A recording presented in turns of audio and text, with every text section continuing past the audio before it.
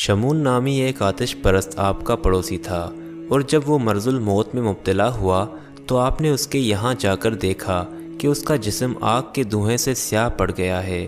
آپ نے تلقین فرمائی کہ آتش پرستی ترک کر کے اسلام میں داخل ہو جا، اللہ تعالیٰ تجھ پر رحم فرمائے گا۔ اس نے عرض کیا کہ میں 3 چیزوں کی وجہ سے اسلام سے برگشتہ ہوں۔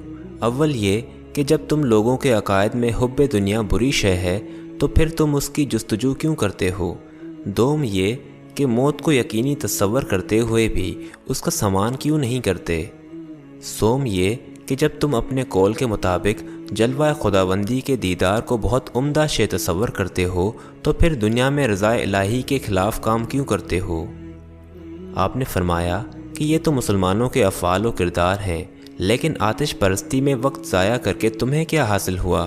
مومن خواہ کچھ بھی ہو کم از کم وحدانیت کو تسلیم کرتا ہے، مگر تو نے 70 سال آگ کو پوجا ہے، اور اگر ہم دونوں آگ میں پڑیں گے تو وہ ہم دونوں کو برابر جلائے گی یا تیری پرستش کو ملحوظ رکھے گی۔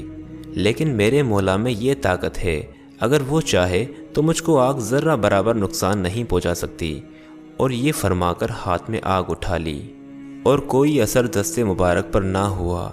شمون نے اس کیفیت سے متاثر ہو کر عرض کیا کہ میں 70 سال سے آتش پرستی میں مبتلا ہوں، اب آخری وقت کیا مسلمان ہوں گا؟ لیکن جب آپ نے اسلام لانے کے لیے دوبارہ اصرار فرمایا تو اس نے عرض کیا کہ میں اس شرط پر ایمان لا سکتا ہوں کہ آپ مجھے یہ عہد نامہ تحریر کر دیں کہ میرے مسلمان ہو جانے کے بعد اللہ تعالیٰ مجھے تمام گناہوں سے نجات دے کر مغفرت فرما دے گا۔ چنانچہ آپ نے اسی مضمون کا ایک اس کو عہد نامہ تحریر کر دیا، لیکن اس نے کہا کہ اس پر بصرہ کے صاحب عدل لوگوں کی شہادت بھی تحریر کروائیے۔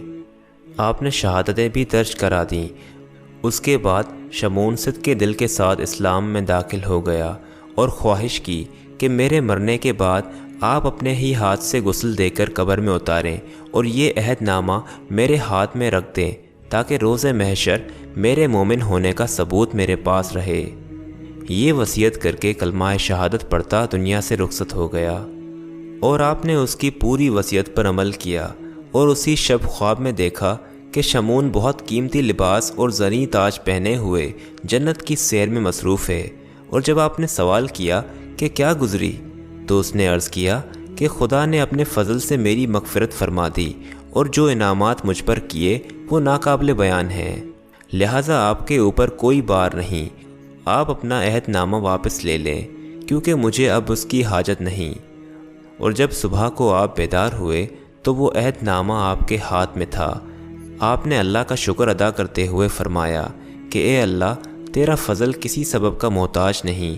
جب ایک آتش پرست کی 70 سال آگ کی پرستش کے بعد صرف ایک مرتبہ کلمہ پڑھنے کے بعد مغفرت فرما دی، تو جس نے 70 سال تیری عبادت و ریاضات میں گزارے ہوں وہ کیسے تیرے فضل سے محروم رہ سکتا ہے؟